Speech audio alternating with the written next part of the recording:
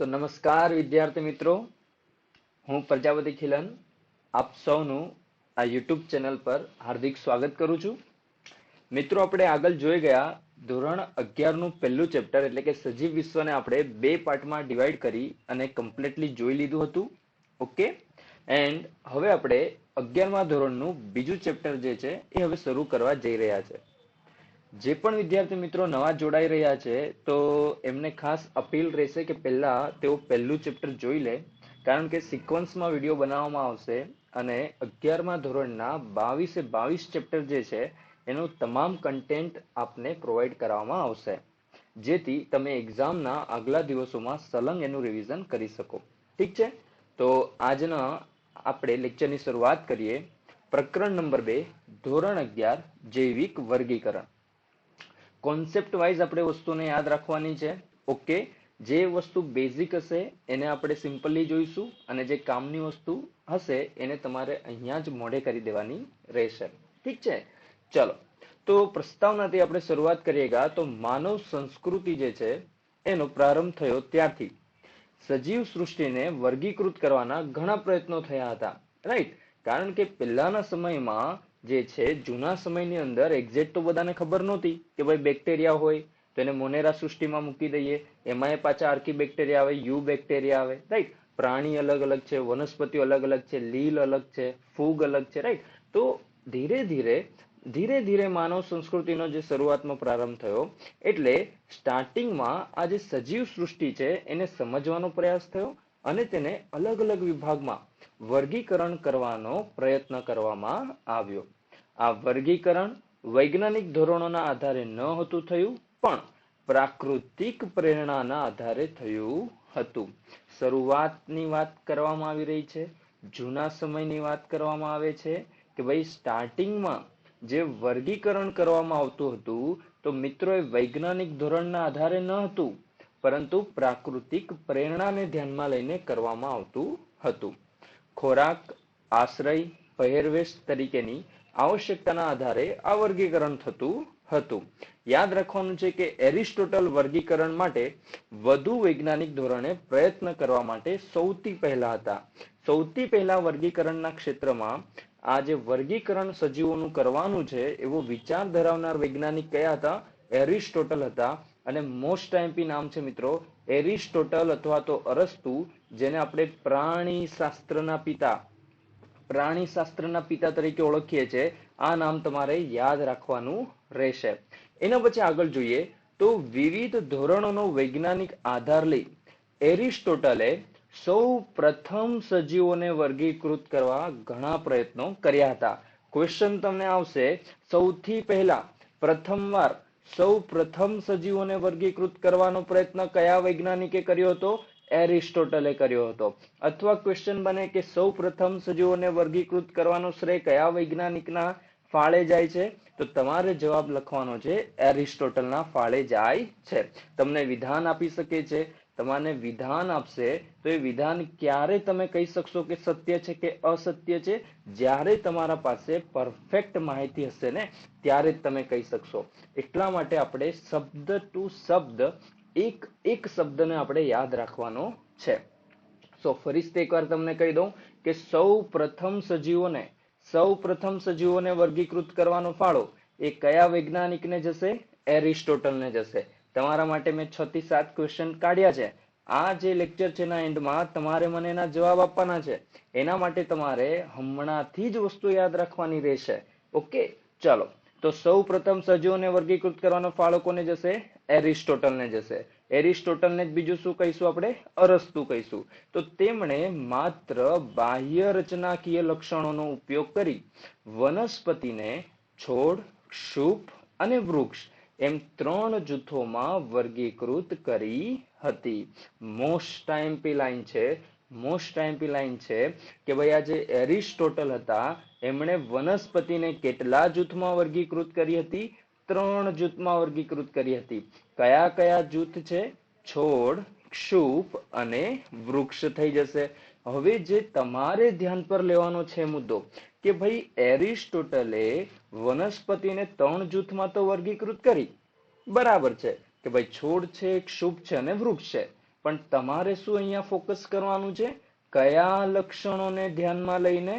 બાહ્ય રચનાકીય લક્ષણોને ધ્યાનમાં લઈને 3 જૂથમાં વર્ગીકૃત કરવામાં આવે છે. ફરીથી જો એરિસ્ટોટલ આવે તો વનસ્પતિને કેટલા જૂથમાં વિભાજિત કરશે?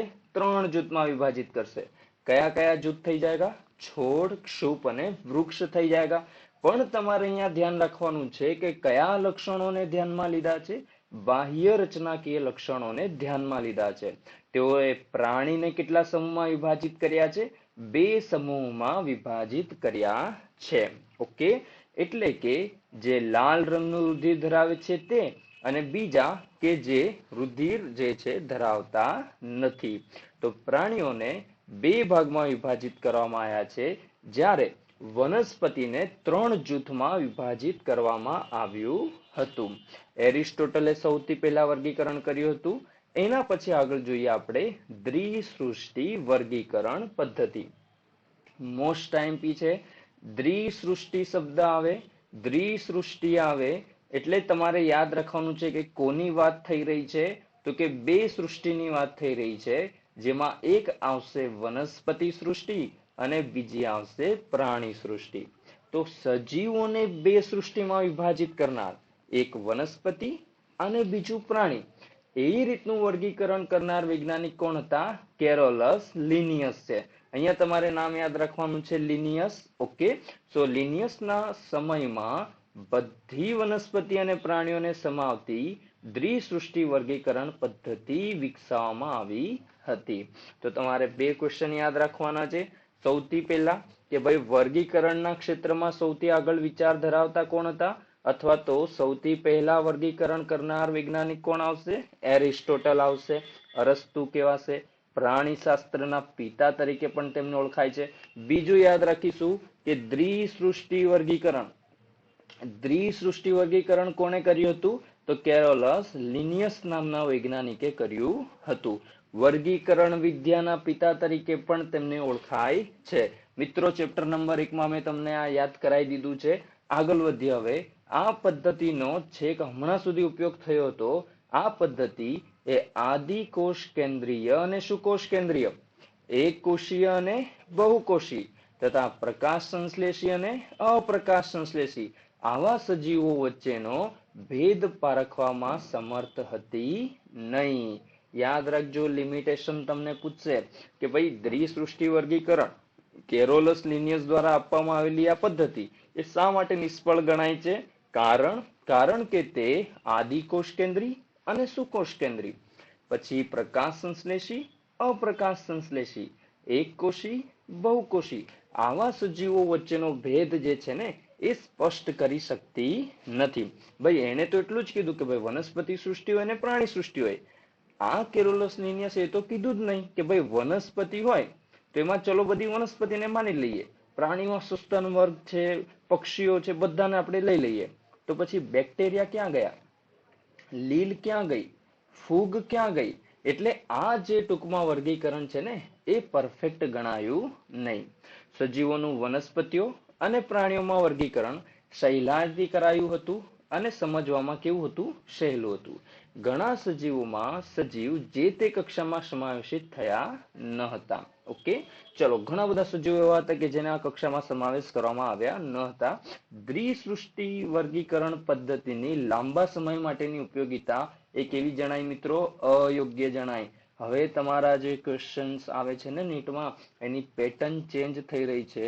તમારે સમજવું પડશે કે કેરોલસ લિનિયસની આ જે પદ્ધતિ છે શા માટે નિષ્ફળ ગઈ. કારણ કે આ જે વ્યક્તિ હતા ને એ તો માત્ર એવું જ કહી ગયા કે ભાઈ વનસ્પતિઓ છે અને પ્રાણીઓ છે. તો આપણે તો બાયોલોજીમાં કેટલું બધું ભણીએ છીએ. આપણે વાયરસ વિશે ભણીએ છીએ, આપણે વિરોઇડ્સ વિશે ભણીએ છીએ, આપણે ફૂગ વિશે, લીલ વિશે અને કેટલું બધું ભણીએ છીએ. તો એ બધું ક્યાં ગયું? એનું બી તો વર્ગીકરણ કરો. ઠીક છે, એટલા માટે દ્વિસૃષ્ટિ વર્ગીકરણ એ કેવી ગણાય છે? અયોગ્ય ગણાય છે. પણ તમારે યાદ રાખવાનું છે કે કોણે આપી છે દ્વિસૃષ્ટિ વર્ગીકરણ પદ્ધતિ? કેરોલસ લિનિયસે. ચલો, ક્લિયર છે અહીં સુધી? ચાલો આગળ જોઈએ. સંપૂર્ણ ભયાકાર અભ્યાસ ઉપરાંત બીજા લક્ષણો જેવા કે કોષ રચના, કોષ દિવાલની પ્રકૃતિ, પોષણનો પ્રકાર, નૈસર્ગિક નિવાસસ્થાન, પ્રજનનની પદ્ધતિ, ઉદ વિકાસ, હે ને, આ બધી વસ્તુ જે છે, તો આ બધી વસ્તુને ધ્યાનમાં લઈને વર્ગીકરણ કરવાની જરૂરિયાત અનુભવાઈ હતી. એવું નથી કે માત્ર વનસ્પતિને જોઈ બાહ્યાકાર રીતે જોયું અને વર્ગીકરણ કરી નાખ્યું. નહીં, એ રીતનું વર્ગીકરણ ચાલશે નહીં. ઓકે, કયા કયા લક્ષણોને ધ્યાનમાં લઈશું હવે? તો આપણે ધ્યાનમાં રાખવાનું છે કે ભાઈ કોષ છે, તો કોષની રચના કેવી છે. જેમ કે બેઝિકલી તમને ખબર હોય કે ભાઈ એક કોષ ધરાવતો સજીવ શું કહેવાય? એક કોષીય. બે થી વધારે કોષ ધરાવતો સજીવ શું કહેવાય? કા બહુકોષીય. પછી આગળ જોઈએ કોષ દિવાલની પ્રકૃતિ. તો ચલો તમે મને કહો કે ભાઈ કોષ દિવાલ એ કયા કોષમાં હાજર હશે અને કયા કોષમાં ગેરહાજર હશે? ફટાફટ ચલો કહો કે ભાઈ કયા કોષમાં કોષ દિવાલ હાજર હોય છે. ઓપ્શન તમને આપું. એક છે વનસ્પતિ કોષ અને બીજો છે પ્રાણી કોષ. આ બે કોષમાંથી કયા કોષમાં કોષ દિવાલ જોવા મળે છે?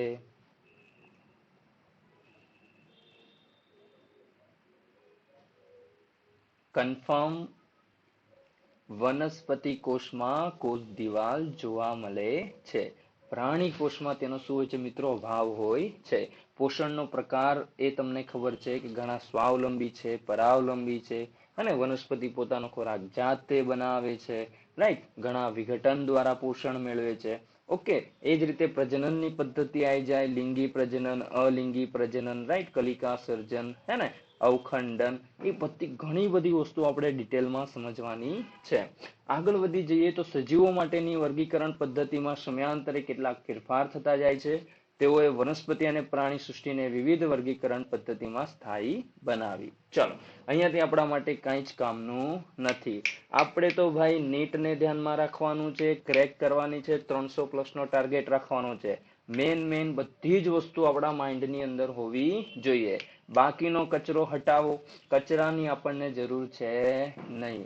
ફાસ્ટ રિવિઝન તમને મળશે, ફૂલ રિવિઝન તમને મળશે, કશું જ બાકી રહેશે નહીં. ચલો, ત્રિસૃષ્ટિ વર્ગીકરણ યાદ રાખો મિત્રો. ત્રિસૃષ્ટિ વર્ગીકરણ પદ્ધતિ કોના દ્વારા આપવામાં આવી છે? અર્નેસ્ટ હકેલ નામના વૈજ્ઞાનિક દ્વારા ત્રિસૃષ્ટિ વર્ગીકરણ આપવામાં આવી હતી. મોસ્ટ આઈએમપી છે. અહીંયા તમારા ફૂલ કોન્સેપ્ટ ક્લિયર થશે. કોઈ તમને કન્ફ્યુઝન રહેશે નહીં. હું તમને વારંવાર યાદ કરાવીશ, વારંવાર સાયન્ટિસ્ટો તમને યાદ કરાવતો રહીશ. ત્રિસૃષ્ટિ વર્ગીકરણ આવે એટલે અર્નેસ્ટ હેકેલ નામના વૈજ્ઞાનિકે ત્રિસૃષ્ટિ વર્ગીકરણ આપી હતી. ચલો, સિમ્પલ વસ્તુ આપણા પાસે હમણાં કયું નોલેજ છે? આપણા પાસે એટલું નોલેજ છે કે ભાઈ જે આગળ જે કેરોલસ લિનિયસ નામના વૈજ્ઞાનિક આવી ગયા, તો એમણે શું કીધું? તો કે ભાઈ દ્વિસૃષ્ટિ વર્ગીકરણ આપ્યું. કેરોલસ લિનિયસ નામના વૈજ્ઞાનિકે કેટલી સૃષ્ટિનું વર્ગીકરણ આપ્યું? દ્વિસૃષ્ટિ વર્ગીકરણ આપ્યું. જેમ કે એકને આપણે કહીશું વનસ્પતિ સૃષ્ટિ અને બીજાને આપણે શું કહીશું? પ્રાણી સૃષ્ટિ. ઓકે, તો એક થઈ જાયગા વનસ્પતિ સૃષ્ટિ અને બીજી થઈ જાયગા પ્રાણી સૃષ્ટિ. એટલે કે દ્વિસૃષ્ટિ વર્ગીકરણ આવે તો જવાબ શું આવશે? લિનિયસ આવશે. ચલો, એનામાં એક ઉમેરી દઈએ. કોને ઉમેરી દઈશું આપણે? પ્રોટિસ્ટાને ઉમેરી દઈશું. એટલે કે જો પ્રોટિસ્ટાને ઉમેરી દઈએ તો હવે કેટલી સૃષ્ટિ થઈ જશે? 3 સૃષ્ટિ થઈ જશે. અને 3 સૃષ્ટિ થઈ એટલા માટે એને કહેવામાં આવશે ત્રિસૃષ્ટિ વર્ગીકરણ પદ્ધતિ. કોના દ્વારા આપવામાં આવશે? અર્નેસ્ટ હેકેલ નામના વૈજ્ઞાનિક દ્વારા આ જે વર્ગીકરણની પદ્ધતિ છે એ આપવામાં આવી છે. ઓકે, ક્લિયર છે? ફરીથી જો તમને પૂછે કે ભાઈ વર્ગીકરણની પ્રક્રિયામાં અથવા તો આ વર્ગીકરણ કરવામાં સૌ પ્રથમ કયા વૈજ્ઞાનિકનો ફાળો જાય છે, તો જવાબ શું આપવાનો છે તમારે? એરિસ્ટોટલ. તમને પૂછે દ્વિસૃષ્ટિ વર્ગીકરણ પદ્ધતિ કોના દ્વારા આપવામાં આવી, તો જવાબ શું આપવાનો છે? લિનિયસ. તમને પૂછશે ત્રિસૃષ્ટિ વર્ગીકરણ પદ્ધતિ કોના દ્વારા આપવામાં આવી? અર્નેસ્ટ હેકેલ દ્વારા. અને હવે આપણે જોઈએ 4 સૃષ્ટિ વર્ગીકરણ પદ્ધતિ. ચલો, તમે મને કહો કે કઈ સૃષ્ટિનો હવે સમાવેશ થઈ રહ્યો છે? 4 સૃષ્ટિ વર્ગીકરણમાં નવી કઈ સૃષ્ટિ ઉમેરવામાં આવી છે? ફટાફટ કહી દો. ચલો, શું લાગે છે તમને? કોનો સમાવેશ થયો હશે તો 4 સૃષ્ટિ થઈ ગઈ? તમને પૂછવામાં આવી શકે છે કે કોપલેન્ડ દ્વારા કઈ નવી સૃષ્ટિ ઉમેરવામાં આવી હતી? શું જવાબ આપશો? મોનેરા. ઓકે, શું જવાબ આવશે? મોનેરા. સો ફરીથી આપણને આવડે છે કે ભાઈ એક હોય વનસ્પતિ સૃષ્ટિ, બીજી હોય પ્રાણી સૃષ્ટિ, ત્રીજા નંબરે હશે પ્રોટિસ્ટા, અને હવે જે નવી સૃષ્ટિ આવી ગઈ એ કોણ છે? મોનેરા. તો 4 સૃષ્ટિનું વર્ગીકરણ કોણે આપ્યું હતું? કોપલેન્ડ નામના વૈજ્ઞાનિકે આપ્યું હતું. ઓકે, 3 માં કોણ આવશે? અર્નેસ્ટ હેકેલ. અને 4 માં કોણ આવશે? તો કોપલેન્ડ નામના વૈજ્ઞાનિક આવી જશે. 2 શબ્દ તમારે યાદ રાખવાના છે આ સ્લાઇડ માંથી. અર્નેસ્ટ હેકેલ કેવું વર્ગીકરણ? ત્રિસૃષ્ટિ વર્ગીકરણ. અને કોપલેન્ડ આવે તો ભાઈ 4 સૃષ્ટિ વર્ગીકરણ. સેકન્ડોમાં જવાબ આપવાના છે, એક્ઝામમાં તમને વિચારવા માટે સમય મળશે નહીં. ઓકે, એટલે હમણાંથી જ તમારે તૈયારી પાવરફુલ રાખવાની છે. આગળ જોઈએ હવે 5 સૃષ્ટિ વર્ગીકરણ. ઓકે, 5 સૃષ્ટિ વર્ગીકરણ જોઈશું મિત્રો. તો R.H. વ્હીટેકર નામના વૈજ્ઞાનિકને તમારે યાદ કરી લેવાનું છે. મોસ્ટ આઈએમપી ટોપિક છે. આજના આ 30 મિનિટના લેક્ચરમાંથી એક 4 માર્ક્સનો ક્વેશ્ચન આવવાની શક્યતા 100% છે. તેથી તમામ વિદ્યાર્થી મિત્રોને તમે શેર કરી દેજો. ઓકે, લિંક જે છે એને તમારે તમારા મિત્ર વર્તુળમાં શેર કરવાની રહેશે. ઠીક છે, ચાલો. તો R.H. વ્હીટેકર દ્વારા 5 સૃષ્ટિ વર્ગીકરણ રજૂ કરવામાં આવ્યું. તો એમાં કોણ આવી જશે હવે? મોનેરા, પ્રોટિસ્ટા, ફૂગ. વનસ્પતિ સૃષ્ટિ અને પ્રાણી સૃષ્ટિ. તમને મોઢે જ હોવું જોઈએ ભાઈ. વ્હીટેકર આવે 5 સૃષ્ટિ, કઈ 5 સૃષ્ટિ છે? તો સૌથી પહેલા મોનેરા, પછી આવશે પ્રોટિસ્ટા, પછી આવશે ફૂગ, પછી આવે વનસ્પતિ, અને છેલ્લે કોણ આવી જાય? પ્રાણી આવી જાય. ઓકે, આ 5 નામ તો તમારે મતલબ મોઢે કરી જ દેવાના છે. આ તો સૌથી સિમ્પલ વસ્તુ છે. ઠીક છે, ચલો હવે એના માપદંડ જોઈએ કે ભાઈ R.H. વ્હીટેકર દ્વારા જે વર્ગીકરણ થયું છે ને, તો તેમાં કયા લક્ષણોને ધ્યાનમાં લીધા છે? તો કે કોષ રચના, સુકાઈ આયોજન, પછી પોષણની પદ્ધતિ, પ્રજનન અને જાતિ વિકાસકીય સંબંધો. આટલી વસ્તુને ધ્યાનમાં લઈને R.H. વ્હીટેકર દ્વારા 5 સૃષ્ટિનું વર્ગીકરણ કરવામાં આવ્યું હતું. ઓકે, યાદ રાખવાનું છે કોષ રચના મતલબ કે એક કોષીય છે, બહુકોષીય છે. ભાઈ કોષ એક કેવો છે? આદિકોષ કેન્દ્રીય છે, સુકોષ કેન્દ્રીય છે. આ હરેક વસ્તુ જે છે ને, હું હરેક શબ્દ તમને હું ક્લિયર કરાવીશ. ઠીક છે, કોઈ જ કન્ફ્યુઝન તમને રહેશે નહીં. ઓકે, ચાલો. સો યસ, R.H. વ્હીટેકર યાદ કરી લેવાનું છે તમારે. હવે જોઈએ આગળ. સો આવશ્યકતા શા માટે પડી? ભાઈ આ જે 5 સૃષ્ટિ વર્ગીકરણ છે ને, એને પહેલા તમે અહીંયા જોઈ લો કે આ જે ચાર્ટ આપ્યો છે ને તમારા માટે જીવાદોરી સમાન છે. મતલબ કે આ જો આવડી ગયું ને તો સમજો તમારા 4 માર્ક્સ તો પાક્કા જ છે. ઓકે, તમારે આ વસ્તુ યાદ રાખવાની છે કે ભાઈ મોનેરા સૃષ્ટિ. સૌથી પહેલા શું યાદ રાખવાનું છે તમારે? મોનેરા સૃષ્ટિ. ઓકે, તો સૃષ્ટિ મોનેરા જે છે એમાં કેવા કોષો જોવા મળેગા? પ્રોકેરિયોટિક સેલ જોવા મળેગા. કેવા સેલ જોવા મળેગા? પ્રોકેરિયોટિક સેલ જોવા મળેગા. એટલે આપણે મોનેરા સૃષ્ટિને શું કહીશું? પ્રોકેરિયોટા. શું કહીશું આપણે એમને? પ્રોકેરિયોટા કહીશું. ક્લિયર છે? ફરીથી બેટા મોનેરા સૃષ્ટિ આવે એટલે એક વસ્તુ યાદ રાખવાનું કે ભાઈ એક કોષીય સજીવ હોएगा. કેવા સજીવ હોएगा? એક કોષીય સજીવ હોएगा. બીજું શું હોएगा એ? તો કે એમના કોષો કેવા હશે? આદિકોષ કેન્દ્રીય હશે. કેવા હશે? આદિકોષ કેન્દ્રીય હોય છે. આદિકોષ કેન્દ્રીયને શું કહી દઈશું આપણે? Prokaryotic cell. શું કહી દઈશું આપણે એને? Prokaryotic cell. ક્લિયર છે અહીં સુધી? ચાલો, પછી જોઈશું આપણે પ્રોટિસ્ટા. પછી આપણે શું જોઈશું? પ્રોટિસ્ટા. તો પ્રોટિસ્ટામાં પણ તમારે યાદ રાખવાનું છે કે એક કોષીય જ સજીવો છે. અહીંયાથી જ ક્વેશ્ચન આવશે. ભાઈ પ્રોટિસ્ટા સૃષ્ટિમાં જે સજીવો હશે કેવા હોગા? એક કોષીય હોગા. તો તમને સવાલ થાય કે સર પ્રોટિસ્ટા અને મોનેરામાં ફરક શું છે? તો ફરક એ છે બેટા કે મોનેરા હોય ભલે ને એક કોષીય છે પણ એનો કોષ કેવો હોયગા? આદિકોષ કેન્દ્રીય હોયગા. એમનો કોષ કેવો હોયગા? આદિકોષ કેન્દ્રીય હોયગા. પણ જો પ્રોટિસ્ટાની વાત કરીએ તો એક કોષીય તો છે. આ તો તમારે ઉતારી જ લેવાનું મગજમાં એકોષીય તો છે ભાઈ, પણ એ કોષ કેવો છે? સુકોષ કેન્દ્રીય છે. એ કોષ કેવો છે?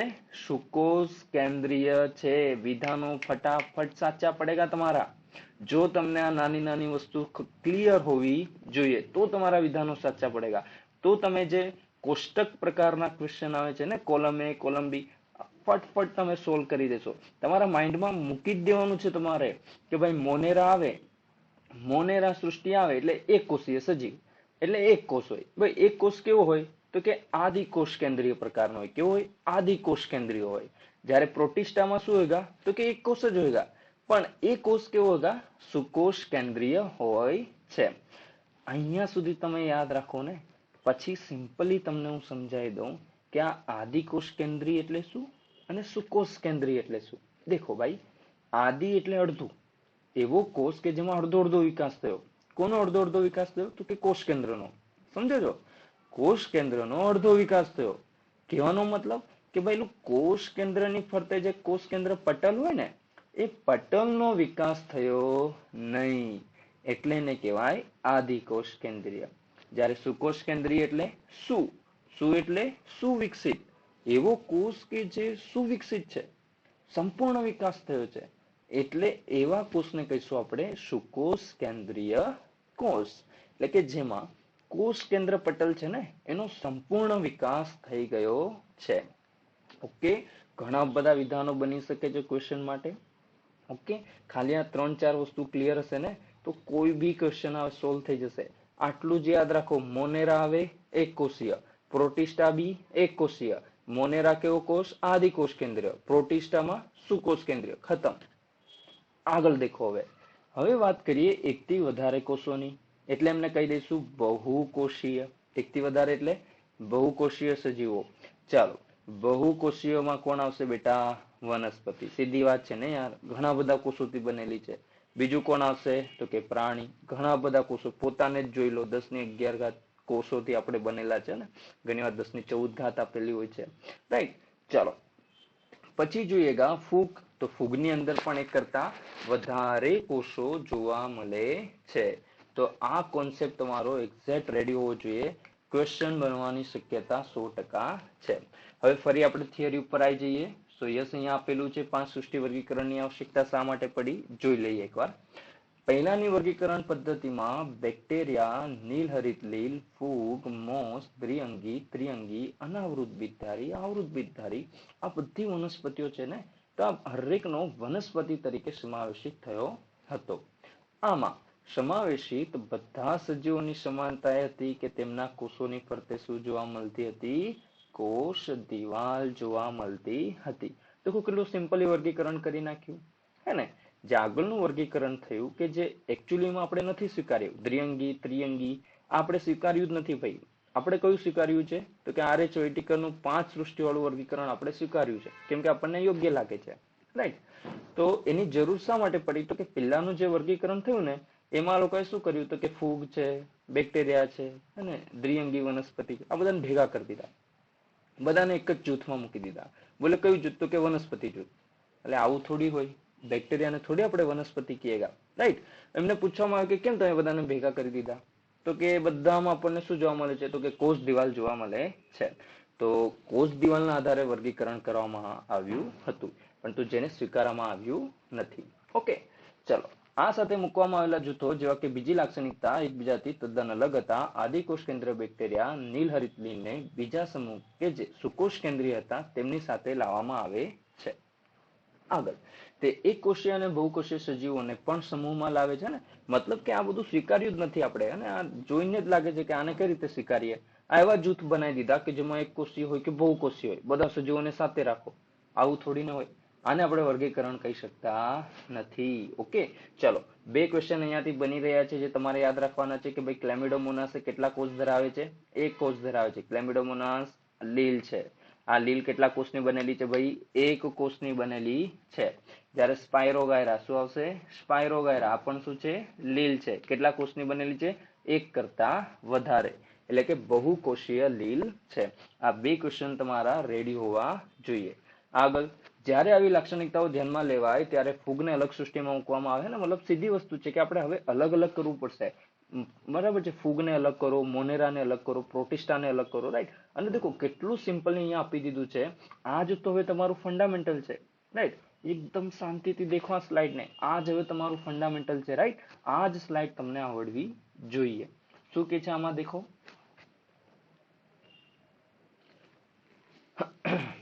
દેખો અહીંયા શું કે છે કે ભાઈ ફૂગ સૃષ્ટિને અલગ કરો, રાઈટ. ચલો અલગ કરી. પછી બીજું શું કે છે તો કે આદિ કોષ કેન્દ્રીય સજીવો. થોડી વાર પહેલા તમને શીખવાડ્યું કે ભાઈ આદિ કોષ કેન્દ્રીય કોષ ધરાવતા સજીવો એ કઈ સૃષ્ટિમાં આવશે? મોનેરા સૃષ્ટિમાં આવશે. હવે આવડી જાય? 100% આવડી જાય. જ્યારે દેખો એક કોષીય સજીવ છે બેટા, પણ શબ્દ શું આવી ગયો? સુકોષ કેન્દ્રીય સજીવ. જો સુકોષ કેન્દ્રીય શબ્દ આવે તો કઈ સૃષ્ટિ થઈ જશે? પ્રોટિસ્ટા થઈ જશે. ઓકે, તો એક કોષીય, એક કોષીય. આ મોનેરા, આ પ્રોટિસ્ટા, બંને કેવા? એક કોષીય. પણ મોનેરા હોય તો આદિકોષ કેન્દ્રી, પ્રોટિસ્ટા હોય તો સુકોષ કેન્દ્રી. ખતમ. આગળ એના પછી તમારે એક્સ્ટ્રા ખાલી યાદ રાખવાનું છે કે ત્રિક્ષેત્રીય વર્ગીકરણ, રાઈટ.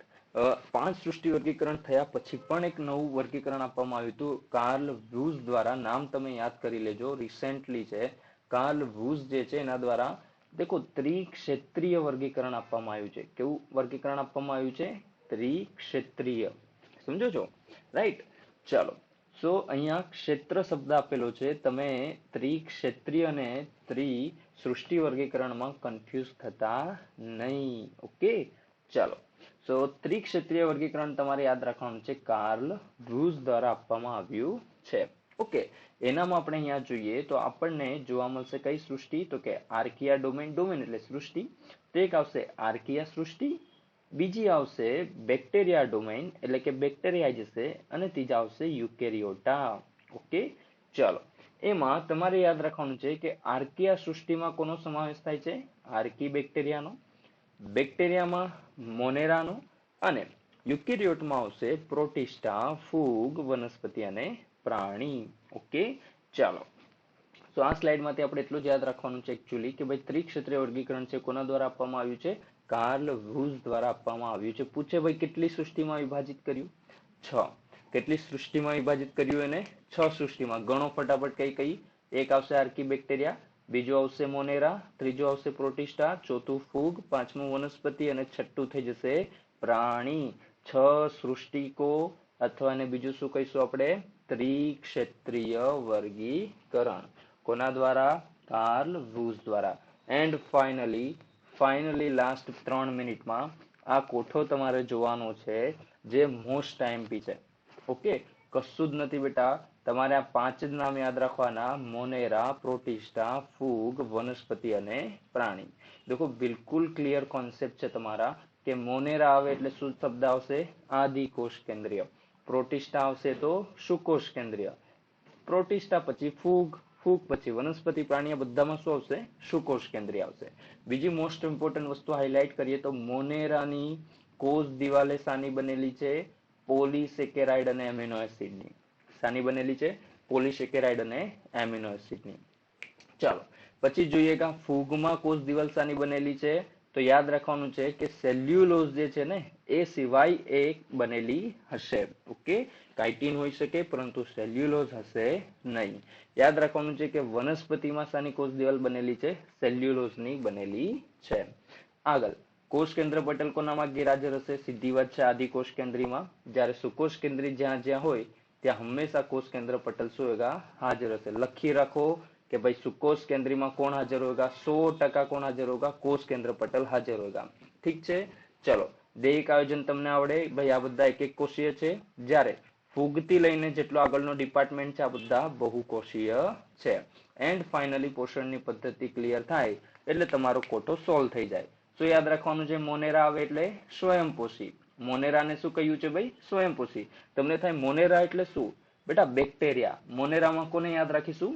બેક્ટેરિયાને યાદ રાખીશું. એ સ્વયંપોષી હોઈ શકે છે. ઓકે, ચાલો. તેઓ મૃતોપજીવી પણ હશે. ઓકે, તેઓ મૃત વિઘટકોમાંથી પણ પોષણ મેળવતા હોય છે, એટલા માટે મૃતોપજીવી કીધા છે. આપણા બધાના શરીરમાં આવી જાય અને આપણને બીમાર કરી દે એટલે કે તેમને આપણે પરોપજીવી પણ કહ્યા છે. Most IMP. ભાઈ પ્રોટિસ્ટામાં શું યાદ રાખીશું? પ્રકાશ સંશ્લેષી. પ્રોટિસ્ટામાં શું યાદ રાખીશું આપણે? પ્રકાશ સંશ્લેષી અને વિષમપોષી. ચલો, ફૂગમાં ખાસ યાદ રાખવાનું છે મૃતોપજીવી અને પરોપજીવી. વનસ્પતિ હંમેશા કેવી હોગા? સ્વયંપોષી. અને પ્રાણીઓ હંમેશા કેવા હોગા? વિષમપોષી હોય છે. વનસ્પતિ પોતાનો ખોરાક જાતે બનાવે એટલે સ્વયંપોષી. આપણે પોતાનો ખોરાક જાતે નથી બનાવી શકતા. પ્રકાશ સંશ્લેષણ નહીં કરીએ એટલે આપણે શું થઈ જઈશું? વિષમપોષી થઈ જઈશું. ઓકે, ચાલો. એન્ડ યસ, તમારા માટે કેટલાક ક્વેશ્ચન મૂક્યા છે ને મિત્રો, હવે તમને આ ક્વેશ્ચનો ફટાફટ આવડવા જોઈએ. કોમેન્ટ બોક્સની અંદર તમારે કોમેન્ટ બોક્સમાં બધા જ પ્રશ્નોના તમારે જવાબ આપવાના છે. ઓકે, બહુ જ ઈઝી છે. આટલી વસ્તુ અહીંયા જ તમને મેં મોઢે કરાવી છે. નેક્સ્ટ લેક્ચર હશે એ હવે પાર્ટ 2 આપણે બનાવીશું આ યુનિટ નંબર 2 માં. તેમાં હવે આગળ બાકીની ચર્ચા આપણે કરીશું. ઓકે, સો આજનું લેક્ચર અહીંયા સુધી રાખીએ. Thank you so much. Okay, આ જે વિડીયો છે એને લાઈક કરો, શેર કરો, સબસ્ક્રાઇબ કરો. તમને આખી સિરીઝ અહીંયાથી પ્રોવાઈડ કરવામાં આવશે અને સિક્વન્સમાં જ તમારે બધા લેક્ચરો જોવાના છે. પાછળથી આપણે MCQ પણ સોલ્વ કરવાના રહેશે. ઓકે, ચાલો.